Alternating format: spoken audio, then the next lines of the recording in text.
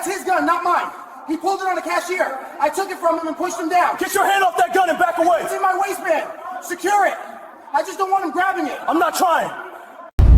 Police officer Scott Harlan responded to an armed robbery at Riverside Mall and immediately drew his weapon when he saw Anthony Walker, a black man, pinning a white man to the ground with a gun visible in his waistband, ignoring the terrified customers, who screamed that Walker had just disarmed the armed robber and saved everyone's lives. Harlan ordered Walker to release the suspect, and when multiple witnesses shouted that Walker was the hero who stopped the robbery, Harlan shut them all down and arrested Walker anyway, believing the white robber's lie that Walker was actually the criminal, then let the real armed robber walk free without checking a single piece of security footage, despite his junior partner, Officer Thomas Grant, begging him to verify the facts first. Walker, an active-duty Delta Force operator, spent 6 hours in a holding cell protesting his innocence, while the dangerous criminal he'd risked his life to stop walked the streets as a free man.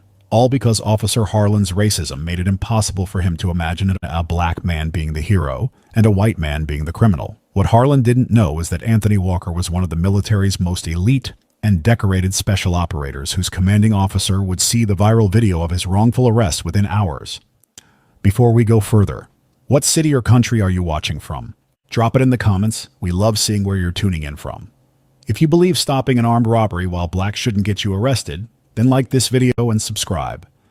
Anthony Walker pulled into the parking lot of Riverside Mall at exactly 2:15 on a Tuesday afternoon with one simple goal: get in, grab a birthday gift for his younger sister, maybe pick up a phone charger since his was fraying at the cable, and get out within 20 minutes.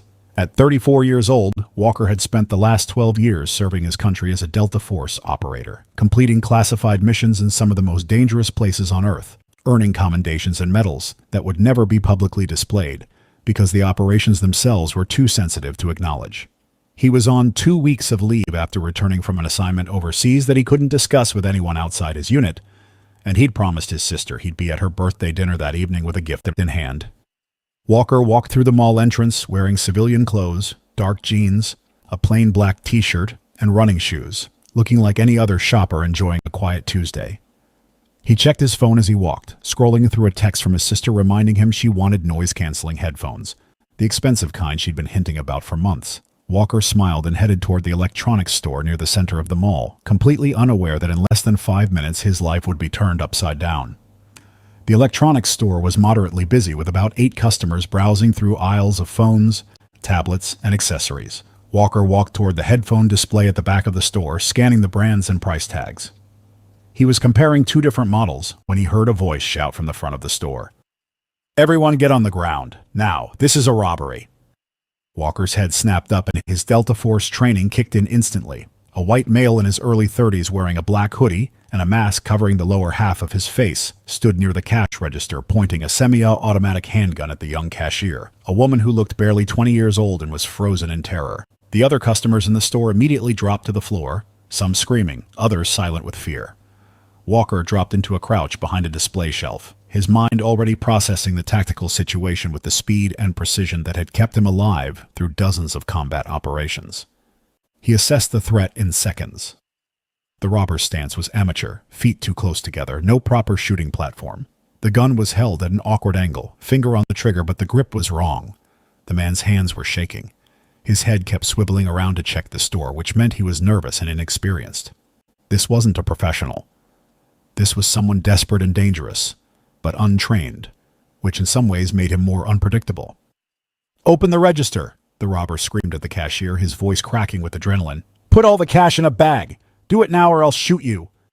The cashier's hands trembled as she fumbled with the register, hitting the wrong buttons twice before it finally opened with a mechanical ding. She grabbed a plastic shopping bag from under the counter and started shoving bills into it with shaking hands. Another customer, an older woman crouched near the entrance, had her phone out low against her body, and Walker could see her fingers moving. She was already calling 911. Smart, Walker thought. Police would be here fast. Walker began moving. He stayed low, using the display shelves as cover, closing the distance between himself and the robber, step by silent step. His years of training in close-quarters combat and hostage rescue scenarios made this almost routine. Assess the threat, identify the moment of opportunity, execute with precision. He moved between aisles, his footsteps silent on the tile floor. keeping displays between himself and the robber's line of sight. The robber was completely focused on the cashier and the money, which was exactly what Walker needed.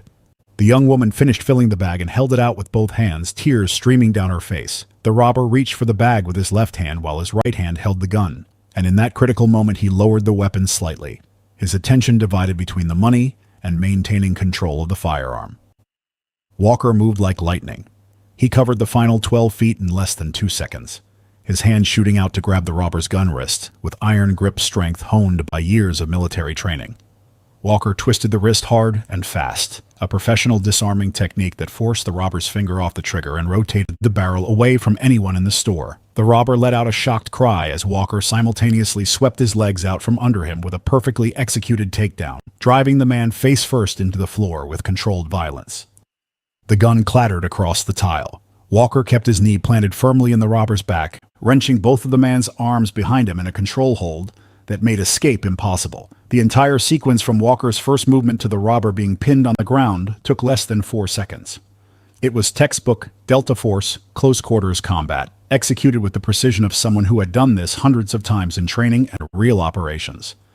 Walker reached over and grabbed the fallen gun, immediately engaging the safety with practiced muscle memory before tucking it into his waistband at the small of his back, keeping it secure and away from the suspect. The robber struggled beneath him, but Walker's weight and positioning made resistance futile. "Someone call the police," Walker shouted, not knowing that the woman near the entrance had already made that call almost 2 minutes ago when the robbery first started. "They're already on the way," the woman called back, her phone still pressed to her ear. The other customers slowly began to rise from the floor, their faces showing a mixture of shock, relief, and awe. The cashier leaned against the counter, breathing hard, her hands still shaking. A teenage girl near the display of phone cases had her phone out and was recording everything, her fingers steady despite the adrenaline. She was a social media influencer with over 400,000 followers, and she'd just witnessed something incredible. Walker kept the robber pinned and waited. In his Delta Force career, he'd detained high-value targets in foreign countries, secured hostile combatants under fire, and completed mission objectives that would never be publicly acknowledged.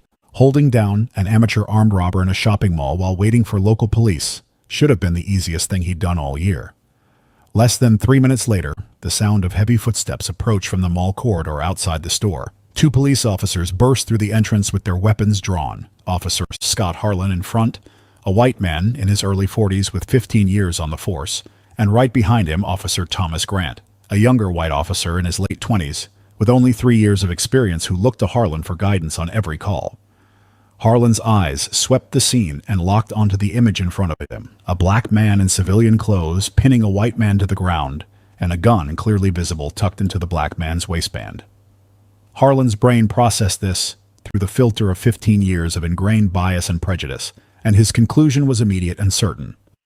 "Step away from him," Harlan shouted, his service weapon aimed directly at Walker. "Drop the weapon. Get your hands where I can see them, now." Walker looked up at the officer, still maintaining his control hold on the robber beneath him. "Officer, this man just attempted to rob this store at gunpoint. I disarmed him and I'm holding him for you. The weapon in my waistband is his gun. I secured it after taking him down." Before Walker could say another word, the customers erupted in a chorus of voices. "He saved us," the cashier screamed. "That man stopped the robbery," another customer shouted. "The white guy is the criminal," someone else yelled. "He's the hero," the teenage influencer called out, still recording everything on her phone. Harlan's face twisted with irritation. "Everyone shut up. I'll handle this." Grant stood behind Harlan, his weapon also drawn, but his expression uncertain as he looked at the terrified faces of the customers, all telling the same story. "Sir, maybe we should listen to what they're—" "I said I'll handle it," Harlan snapped at his partner. Walker kept his voice calm and professional. "Officer, I understand this looks confusing, but I'm telling you the facts. This man," he pressed down slightly on the robber's back, "walked into the store, pulled a gun, and demanded money from the cashier. I'm a trained professional. I disarmed him and restrained him. The gun you see in my waistband is the weapon I took from him. I put it on safety and secured it. I'm not a threat. Ask any of these witnesses." The customers immediately started talking over each other again, all saying variations of the same thing. Walker was the hero, the white man was the robber. Walker had saved their lives. "I told everyone to be quiet," Harlan roared, his weapon still pointed at Walker. "Now I'm going to give you one chance. Reach behind you very slowly, take that gun out with 2 fingers, and place it on the ground in front of you." Then I want you to release that man and put your hands on your head." Walker took a slow breath, recognizing that this officer wasn't listening to reason or evidence. He carefully reached behind his back, pulled the gun out using just his thumb and index finger on the grip, and set it on the floor. Then he slowly slid it away from himself across the tile. Grant immediately moved forward and secured the weapon while Harlan kept his gun trained on Walker. "Now release him and put your hands on your head," Harlan ordered. Walker released his grip on the robber and raised his hand, placing them on top of his head. The moment Walker's weight lifted, the robber, whose name was Ryan Caldwell, though Walker didn't know it yet, scrambled to his feet, seeing an opportunity in the confusion. Harlan moved in fast, grabbing the walker's arm and forcing him to turn around. Grant holstered the secured weapon and moved to help Harlan, though his face showed clear uncertainty about what they were doing. Harlan wrenched Walker's arms down behind his back and slapped handcuffs on his wrists with unnecessary force. "You're under arrest," Harlan said. "For what?" Walker demanded, his voice still controlled but edged with anger. "I stopped a robbery. Ask these people. Ask the cashier." The cashier stepped forward, tears still on her face. "Officers, please. You have to listen. That man saved my life. The white guy in the hoodie is the one who tried to rob us. He had the gun. This man disarmed him and held him down until you got here." Multiple other customers shouted their agreement, all trying to tell the same story, but Harlan wasn't listening to any of them. He saw what his racist mind told him to see: a black man with a gun, a white victim, and confused witnesses who didn't understand what they'd actually witnessed. Ryan Caldwell, the actual armed robber, stood near the counter and realized with growing excitement that these police officers thought Walker was the criminal. His mind raced and he made a split-second decision to play into their assumptions. "Officers, thank God you're here," Caldwell said, his voice shaking with false emotion. "That man tried to rob the store. He had a gun. I tried to stop him, but he overpowered me. That's why he had me on the ground." Walker's head snapped toward Caldwell in disbelief. "That's a lie. You're the robber. You held this entire store at gunpoint." Grant looked between Walker and Caldwell, then at the customers who were all shouting that Walker was telling the truth. "Sir," Grant said to Harlan quietly, "maybe we should check the security cameras before we—" "We don't need cameras," Harlan cut him off. "I can see exactly what happened here." Caldwell pressed his advantage, stepping closer to the officers and lowering his voice like he was sharing a confidence. "Officers, I think some of these people might be working with him. That's why they're backing up his story. I saw some of them leave right after you arrived. They ran out scared. I think they were his accomplices." That was all Harlan needed to hear, his jaw set with certainty, and he tightened his grip on Walker's arm. "Everyone needs to leave this store right now or you'll all be arrested as potential accessories." The customers erupted in protest. "This is insane. You're arresting the wrong man. Check the cameras. He's a hero." Harlan started shouting over them. "Leave now. This is a crime scene. If you don't exit immediately, you'll be detained." The teenage influencer kept her phone up, still recording, as customers were forced toward the exit. "This is wrong," she shouted. "You're letting the criminal go." "Put that phone down or you're next," Harlan barked at her. She lowered the phone but kept recording from her hip as she was pushed out of the store with the other customers. Within 2 minutes, the store was empty except for Harlan, Grant, Walker in handcuffs, and Ryan Caldwell, the armed robber who couldn't believe his incredible luck. Caldwell kept playing his role. "Officers, thank you for catching him. Can I go now? He hurt my arm when he attacked me. I need to get it checked out." Grant looked at his superior officer with barely concealed disbelief. "Sir, we need to verify his story first. We should review the security footage. We should take statements from the witnesses. The cashier seemed very certain that—" Harlan's face flushed with anger at being questioned by his junior partner. "Officer Grant, I've been doing this job for 15 years. I know what I'm seeing. Black man with a gun, white victim trying to stop a crime.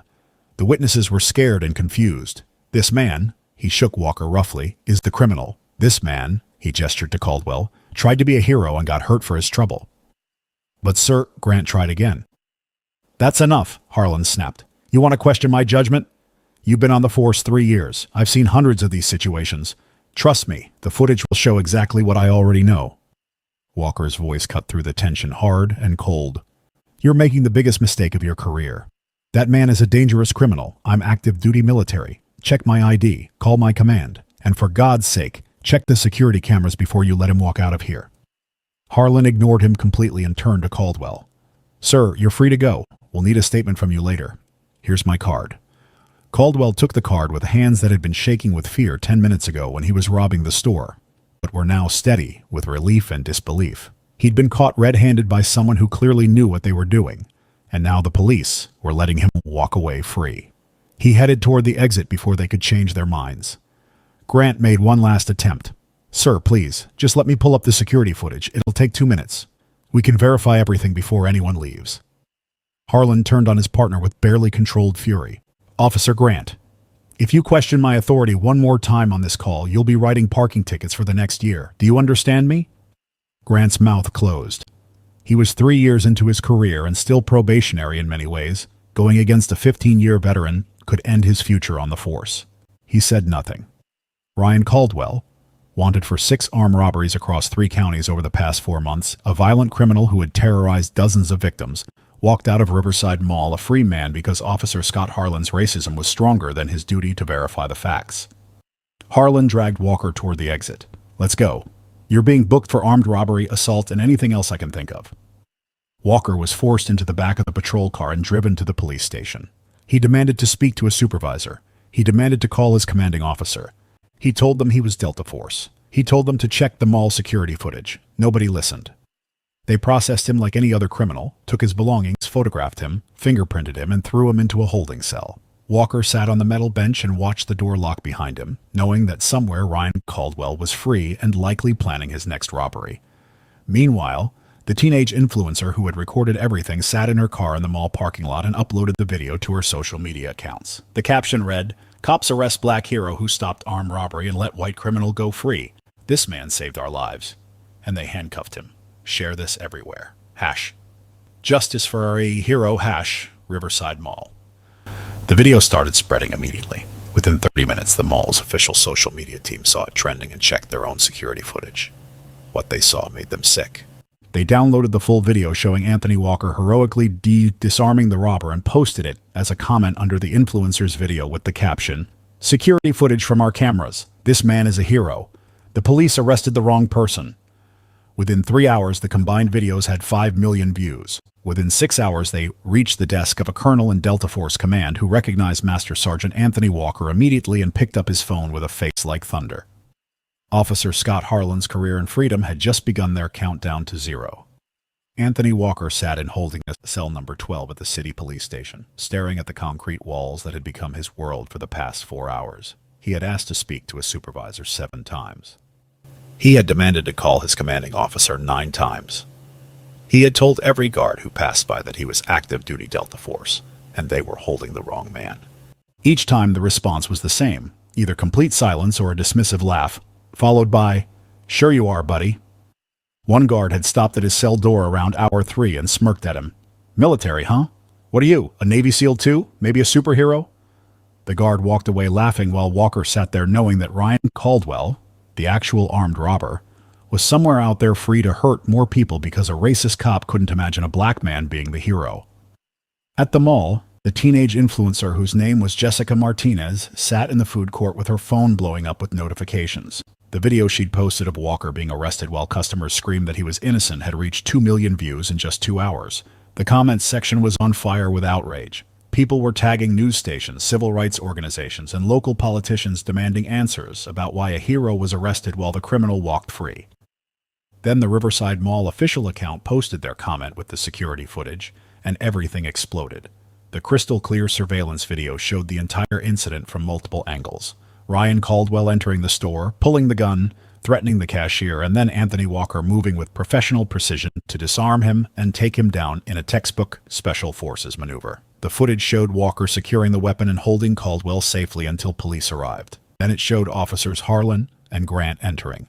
Harlan immediately pointing his gun at Walker, and the chaotic arrest that followed while customers frantically tried to explain their truth. Jessica's phone rang. It was a producer from a national news network asking if they could interview her and use her footage. She said yes immediately and told them everything she'd witnessed. Within the hour, 3 major news stations were running the story with headlines like, "Hero arrested after stopping armed robbery," and "Police let criminal go free, arrest man who saved lives." The video reached social media platforms across the country. People shared it with outrage and disbelief. The hashtag #FreeAnthonyWalker started trending even though most people didn't know his name yet. The early posts just called him #Malhero. Civil rights attorneys were already calling the police station demanding information. Local activists were organizing outside the station with signs. But the video also reached someone else. At exactly 6 hours and 14 minutes after Walker's arrest, a colonel whose name and face were classified for national security reasons sat in his office at Fort Bragg reviewing deployment schedules when an aide knocked on his door. "Sir, you need to see this immediately," the aide said, handing him a tablet. "It's Master Sergeant Walker." The colonel took the tablet and watched the mall security footage, showing Walker disarming the robber with the kind of professional efficiency that only came from years of elite special operations training.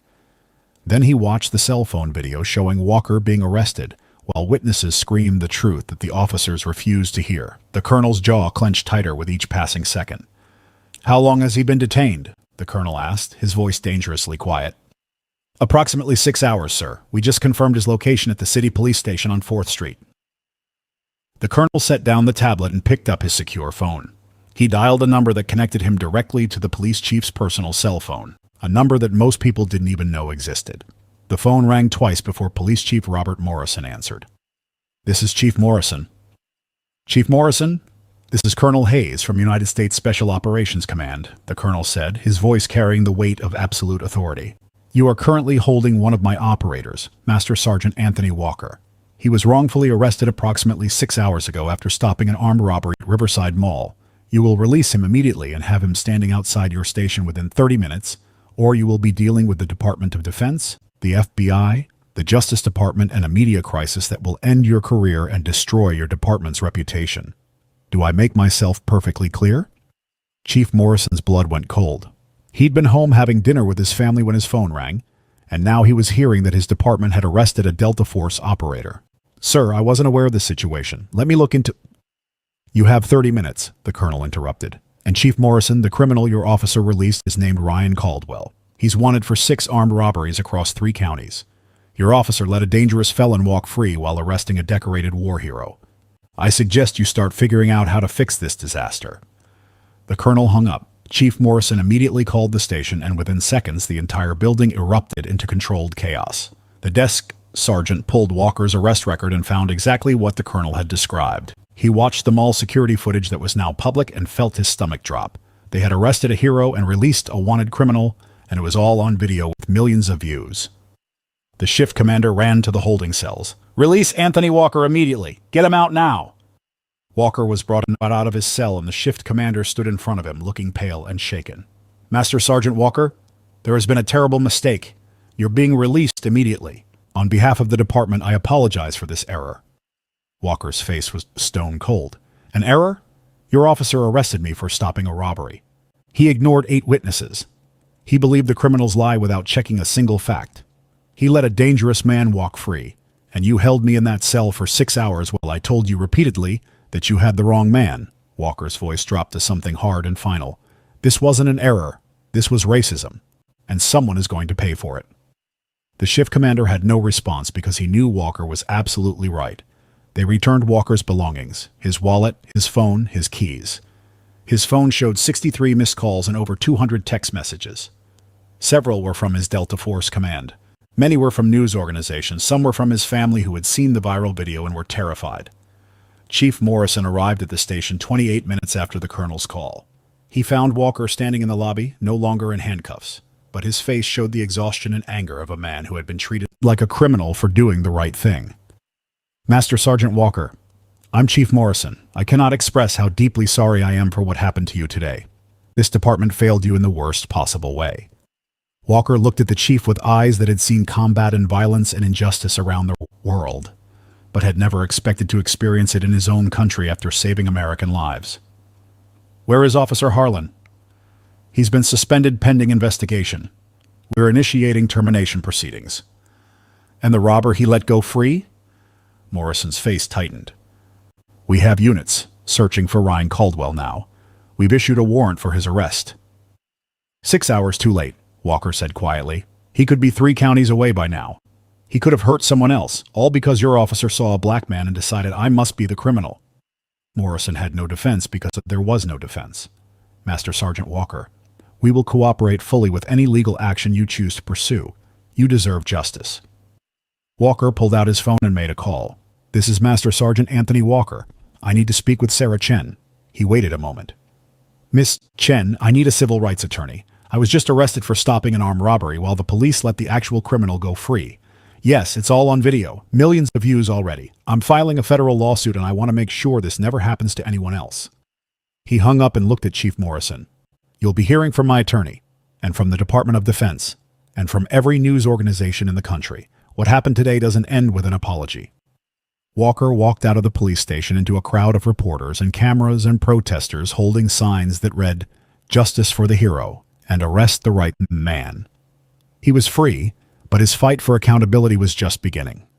Officer Scott Harlan sat in his living room watching the news coverage of his own racist mistake go viral, with 40 million views and climbing, realizing his entire life was about to collapse around him. Sarah Chen took Anthony Walker's case within 2 hours of his release and immediately filed a federal civil rights lawsuit seeking $18.3 million in damages. She also did something that would prove devastating for Officer Scott Harlan. She subpoenaed his entire 15-year career record, and what she found made her blood boil. Harlan had 17 excessive force complaints filed against him over his career. 14 of those complaints came from Black or Hispanic suspects. He had 16 wrongful arrest complaints in his file. 13 were filed by minorities. Every single complaint had been dismissed or resulted in nothing more than a written warning that went into his file and was promptly ignored. The pattern was undeniable and had been documented for over a decade, but nobody in the department had ever taken action to stop him. Chen also discovered something worse. She pulled records of every arrest Harlan had made over the past 5 years and found that 42% of his arrests of Black suspects were later dismissed due to lack of evidence or procedural errors. The number for white suspects was 11%. Harlan had been systematically targeting minorities, making bad arrests, and the department had let it continue year after year. But the most damaging evidence came from the mall security footage combined with the body camera footage from both officers. The mall cameras showed everything in perfect clarity. Walker's professional disarming technique, his careful securing of the weapon, his calm waiting for police, and then Harlan's immediate assumption that the Black man must be the criminal despite 8 witnesses screaming the opposite. The body camera footage from Officer Thomas Grant's chest camera showed something even more revealing. Grant's camera had captured the audio of him begging Harlan multiple times to check the security footage before making any arrests. The audio clearly recorded Grant saying, "Sir, we should verify the facts first," and "Sir, please, we need to check the cameras," and "Sir, all the witnesses are saying the same thing." And it captured Harlan's responses. Dismissive. Angry, absolutely certain in his racist assumptions. The breaking point came when Chen obtained Ryan Caldwell's criminal record. Caldwell wasn't just a random robber.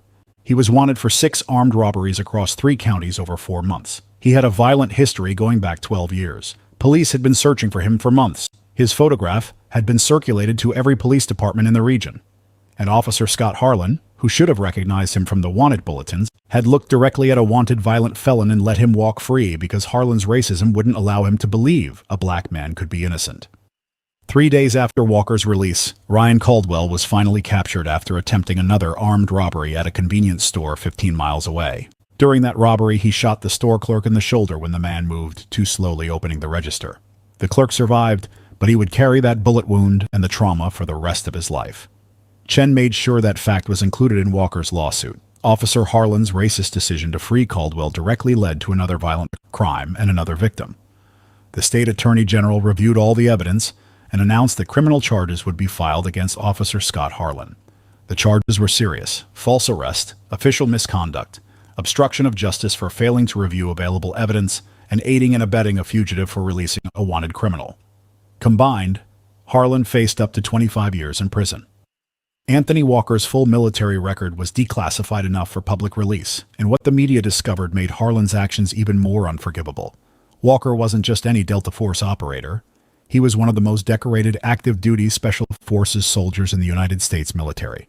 12 years of service, 3 combat deployments to Afghanistan, 2 to Iraq, and multiple classified operations that would never be fully disclosed to the public.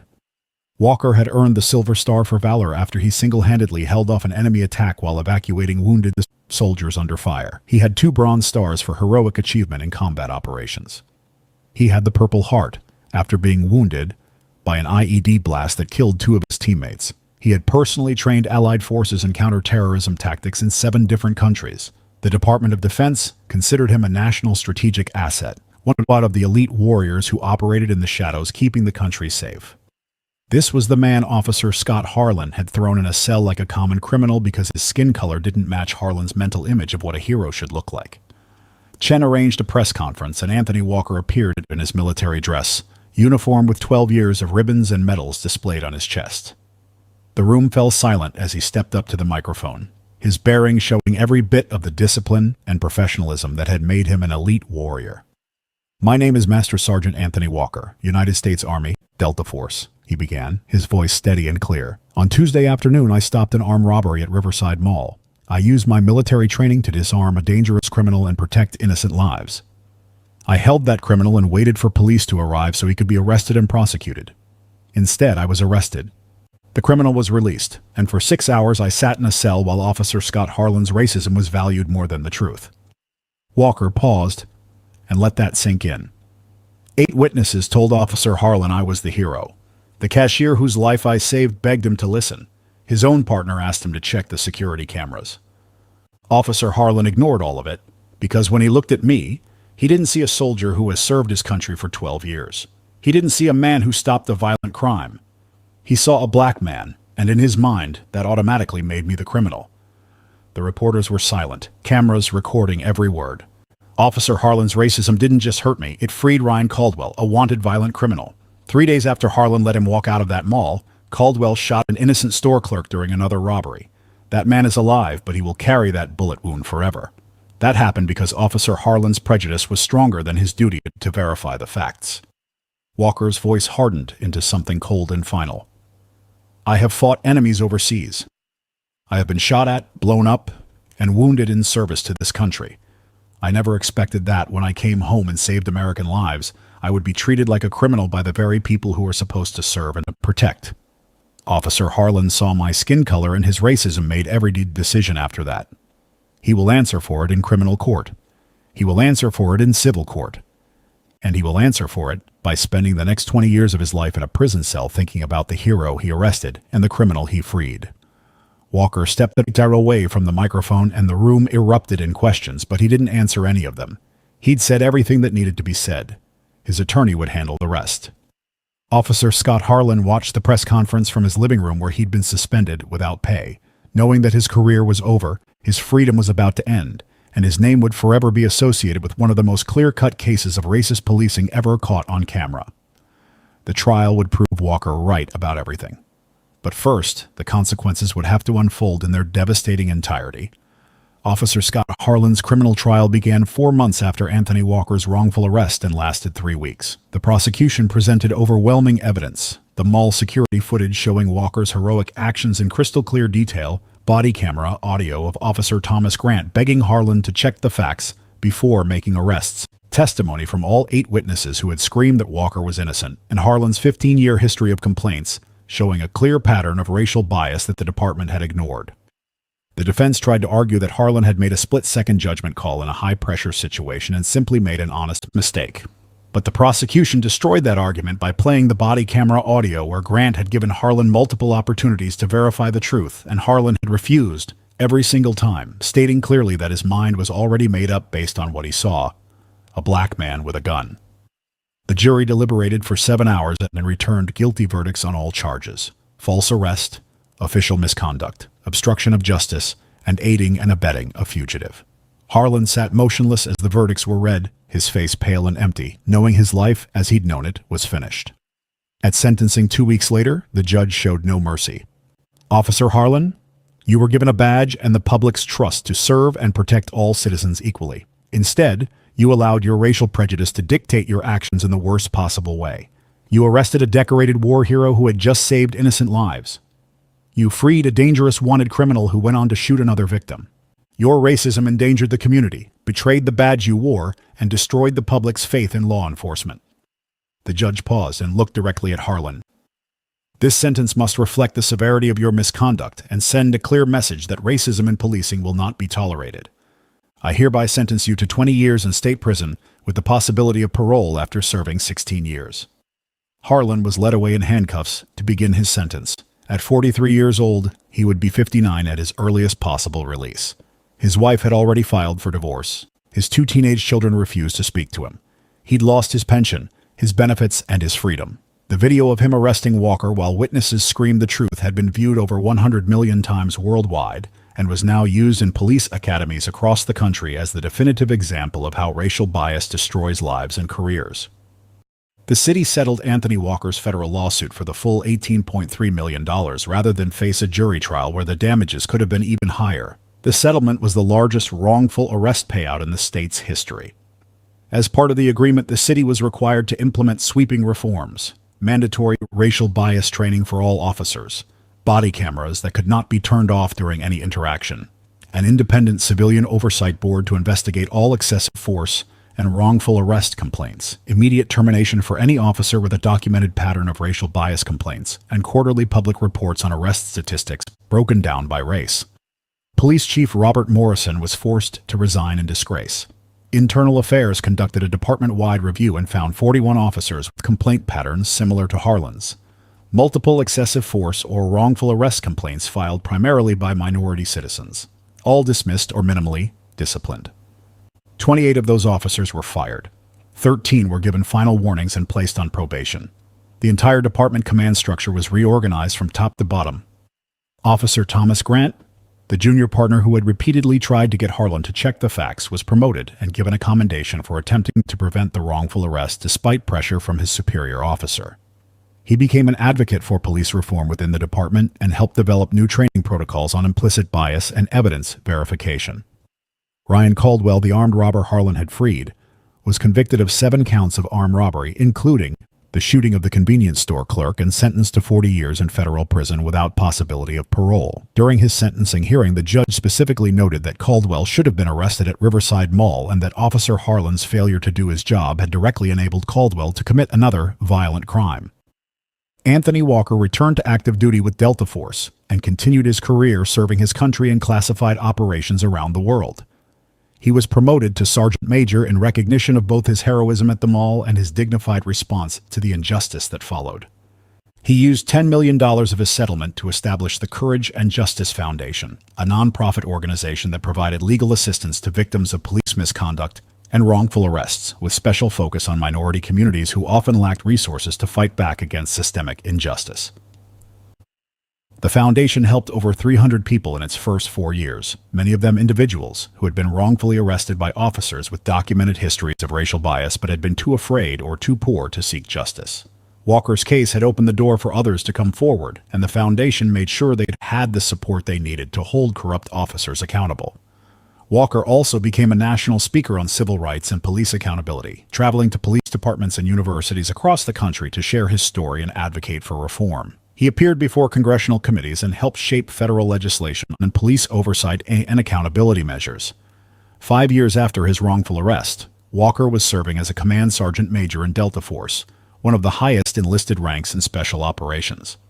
His foundation had grown into a national organization with chapters in 12 states.